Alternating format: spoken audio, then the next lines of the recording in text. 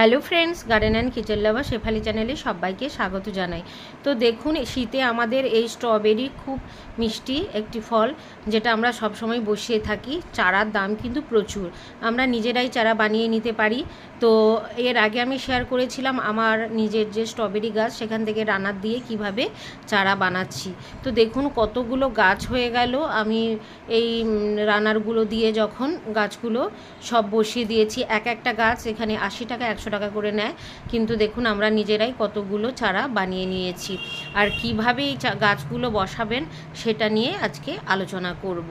তো চলুন, প্রথমে যে মাটির টবগুলো তলাতে হচ্ছে ভাঙা টাইলস ফাইলস দিয়ে তার উপরে বালি দিয়ে দিয়েছি। তারপর বালি, মাটি, গোবর সার সব কিছু একসাথে মিশিয়ে গাছগুলোকে বসিয়ে দেব।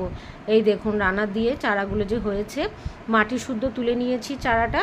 তারপর কিছুটা পরিমাণে মাটি দিয়ে বসিয়ে দিয়ে চার সাইড থেকে আবারও মাটি দিয়ে দেবো। আর এই গাছগুলো হচ্ছে এই রকমই, যে ফ্ল্যাট টবগুলো হয় খুবই ভালো, কারণ এর শেকড়গুলো তলার দিকে যায় না। তাই এই রকম টব যদি হয় খুবই ভালো হয়। না পেলে আপনারা যে কোনো মাটির টবেই বসাতে পারেন। তো দেখুন এইভাবে হালকা করে চেপে দিচ্ছি। আর এই গাছের ক্রাউন অংশটা যেন অবশ্যই মাটির ওপরে থাকে।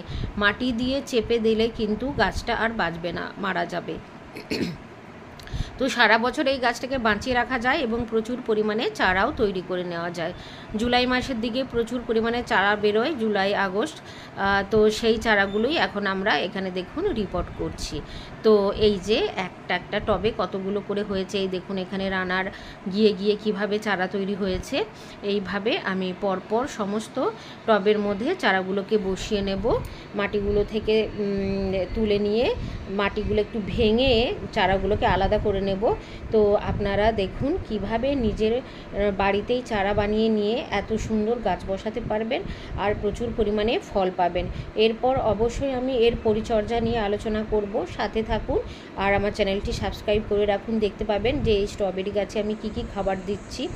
আর এই যে প্রথমে আমি ভিডিওর শুরুতেই যে দেখালাম, সেগুলো হচ্ছে আমার নিজেরই বাগানের স্ট্রবেরি। আর কি সুন্দর দেখতে, মিষ্টি। এগুলো একটু হালকা টক হয় কিন্তু ভালোই মিষ্টি হয়। অর্গানিকভাবে করলে মিষ্টি কিন্তু ভালোই হয়।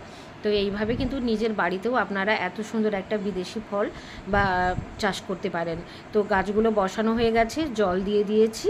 তো এগুলোকে একটু ছায়াযুক্ত জায়গায় রাখতে পারেন। আর যেহেতু মাটি শুদ্ধ লাগানো হয়েছে, ডাইরেক্ট রোদে রাখলেও কোনো অসুবিধা হবে না, গাছগুলো কিন্তু নষ্ট হবে না।